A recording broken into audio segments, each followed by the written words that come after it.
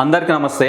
ప్రముఖ ఆర్థిక రాజకీయ సామాజిక విశ్లేషకులైనటువంటి ప్రొఫెసర్ కె నాగేశ్వరు మాజీ ఎమ్మెల్సీ అతను అరెస్ట్ చేయడానికి ఆంధ్ర కూటమి ప్రభుత్వ పోలీసులు ఉదయం నుండి హైదరాబాదు తన స్వగృహానికి వచ్చి అరెస్ట్ చేస్తారని చెప్పేసి మీడియాలో వార్తలు కథనాలు ప్రచారం అవుతా ఉన్నాయి.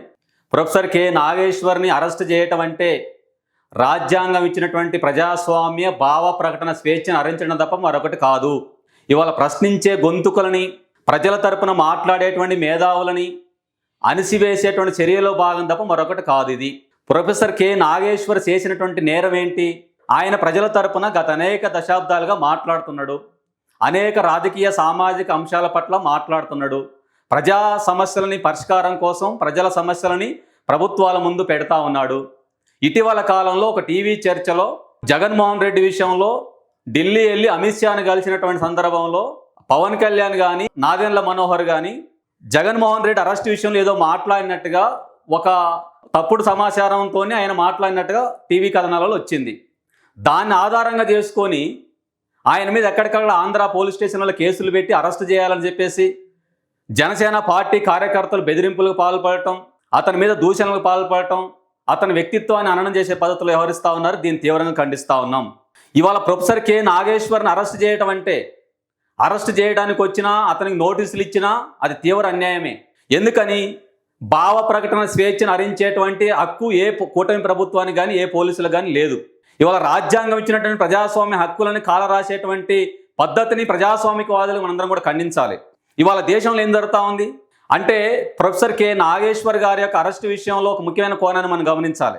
ఇది జనసేన పార్టీ కూటమి ప్రభుత్వం పార్టీ చేస్తున్న కుట్ర కాదు. ఇది ఇవాళ దేశంలో ప్రజల తరపున మాట్లాడేటువంటి మేధావులని, జర్నలిస్టులని, లేదంటే ఇతర అనేక ప్రజాస్వామికవాదులని అక్రమంగా కేసులు పెట్టి జైళ్ళల్లో పెట్టి నిర్బంధించి బెదిరింపులకు పాల్పడుతూ తీవ్రమైన నిర్బంధాన్ని ప్రయోగిస్తున్నటువంటి సందర్భం ఇది.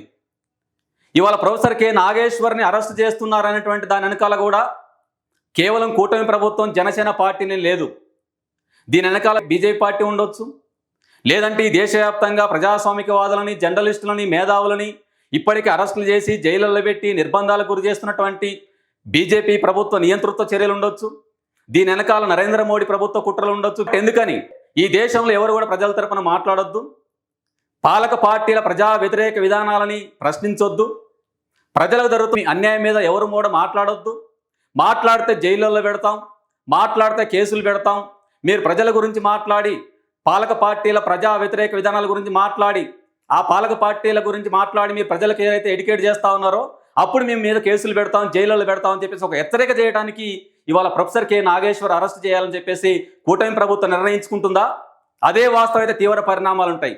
అది ఆంధ్ర కూటమి ప్రభుత్వం అయినా, తెలంగాణ పోలీసు అయినా, ఎవరైనా ప్రజాస్వామికవాదుల మీద, జర్నలిస్టుల మీద, బుద్ధిజీవుల మీద, ప్రజల తరపున నిరంతరం మాట్లాడేటువంటి ప్రజాస్వామిక గొంతుల మీద నిర్బంధాన్ని ప్రయోగించి అరెస్టులు చేసి నిర్బంధాలకు గురి చేస్తాం, లేదంటే బెదిరింపులకు పాల్పడతాం అని చేసేటువంటి దేన్నైనా సరే మనం ప్రజాస్వామికవాదులకు ఖండించాలి. అందుకనే ప్రొఫెసర్ కె నాగేశ్వర్ని అరెస్ట్ చేస్తాం, నోటీసులు ఇస్తాం. ఆంధ్ర కూటమి ప్రభుత్వం నుంచి పోలీసులు వచ్చిన తెలంగాణ ప్రభుత్వం, తెలంగాణ పోలీసులు దాన్ని తీవ్రంగా ప్రతిఘటించాలి.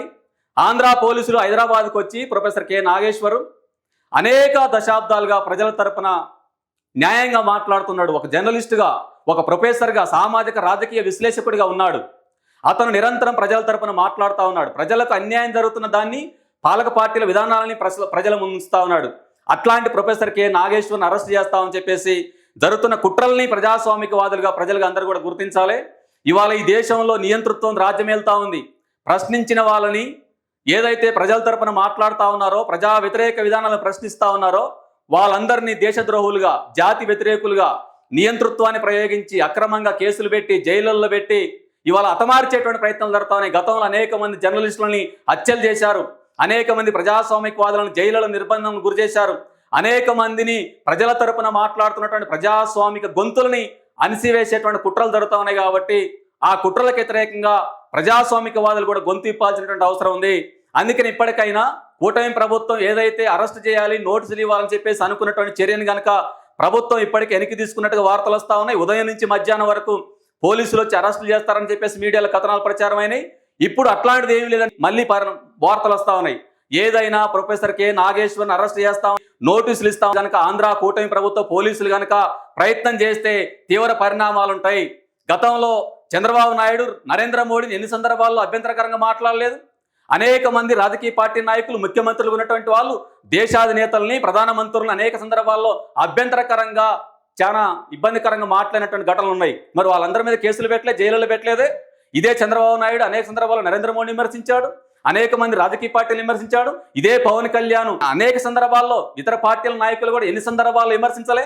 ఎంత అడ్డగోలుగా మాట్లాడిన సందర్భాలు పవన్ కళ్యాణ్ చేయలేదా? మరి పవన్ కళ్యాణ్ మీద ఎక్కడైనా కేసులు పెట్టారా? పవన్ కళ్యాణ్ అరెస్ట్ చేశారా? నోటీసులు ఇచ్చారా?